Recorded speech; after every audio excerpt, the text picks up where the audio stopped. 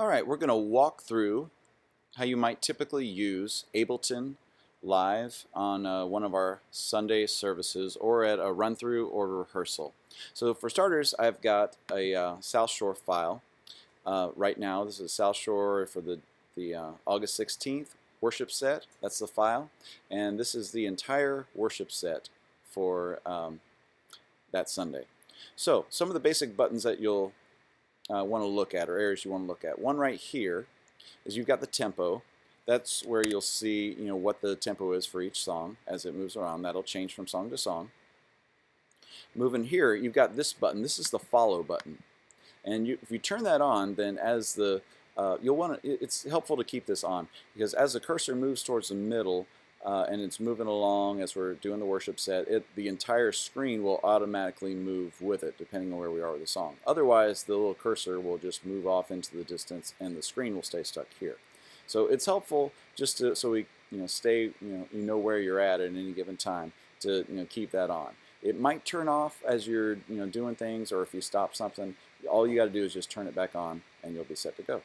You've got the play and the stop buttons right here. That's pretty basic. However, you can also, really the best way to use those is with the space bar, to start and stop with the space bar. And then finally the loop button. This might come in handy from time to time. So there's if you have, for instance, when we go to our invitation time, which is right here, we've got this sectioned off in a particular loop, and if you turn it on, if I press the space bar, it's going to loop.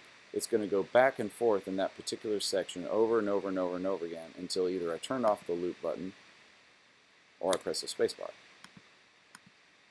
So now, there are basic buttons that you would use during the service or during the run-through.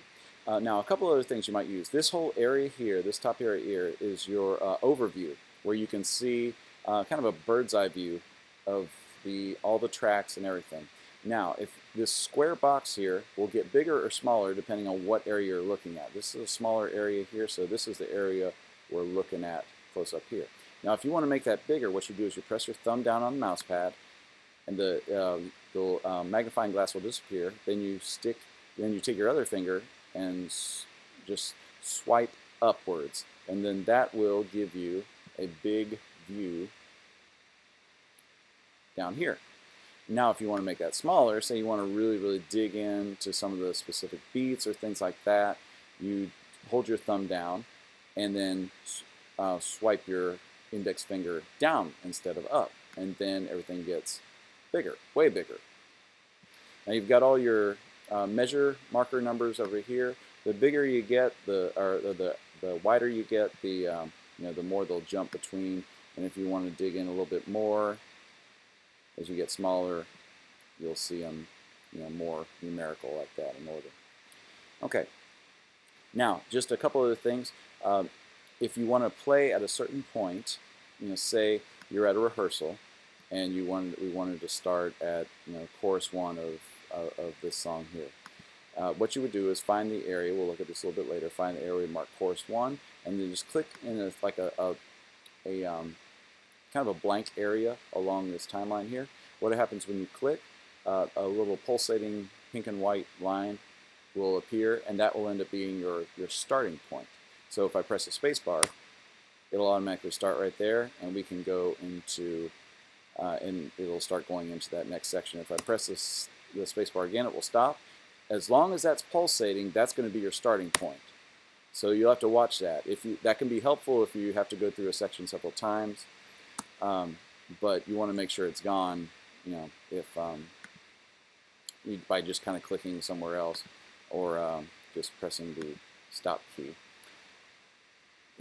once you're done rehearsing there. So that covers our area here. Now let's look down at these different tracks and just talk about what they are. You've got tracks. This is one for markers. What this is just so you can see, it works really well for rehearsal or run-through purposes, so you can see what section of a song is happening. You've got all the different areas of the song, and that'll help you just kind of, it helps to know where you are rather than all these lines and clips and stuff like that. You've got audio clips here. You've got quarter notes, which click on the beat. got eighth notes, which click on and off on the on and off beats. We've got the guide, and that's a famous woman who counts everybody in and tells us what different sections we're going to, things like that.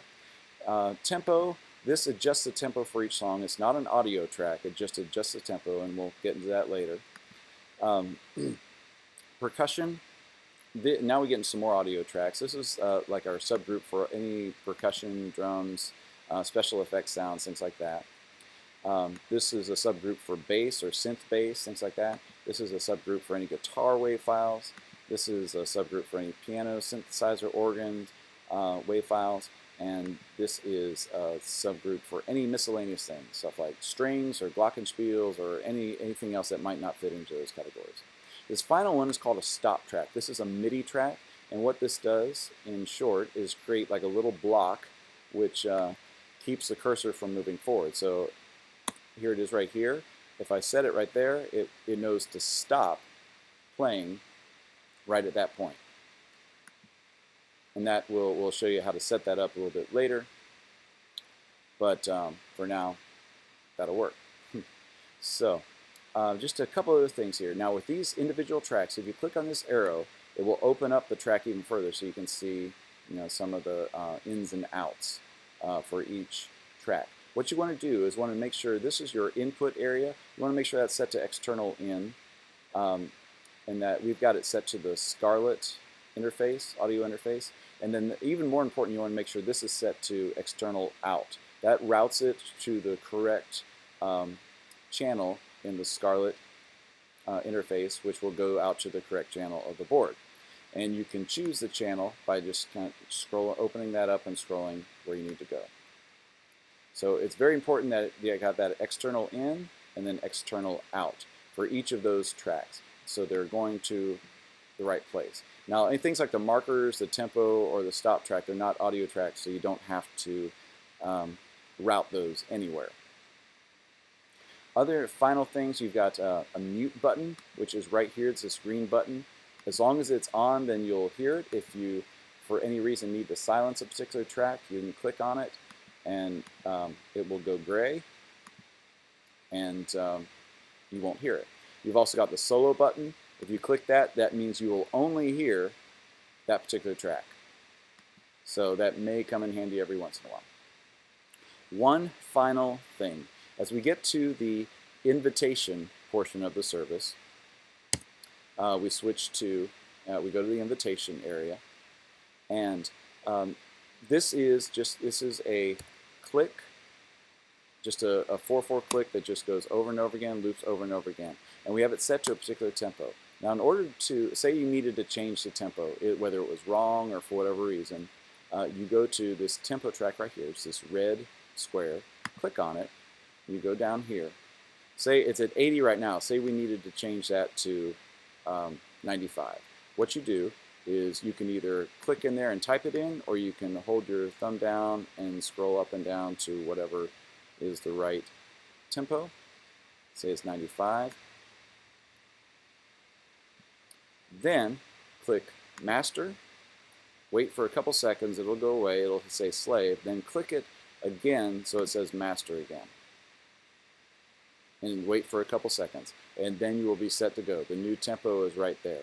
And of course, just make sure you save that file so it keeps that tempo for any future use.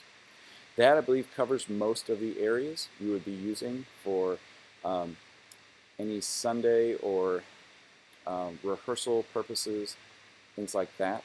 And be on the lookout for other videos that dig into how we set up the songs, how we create a worship set, things like that. But that's it for now.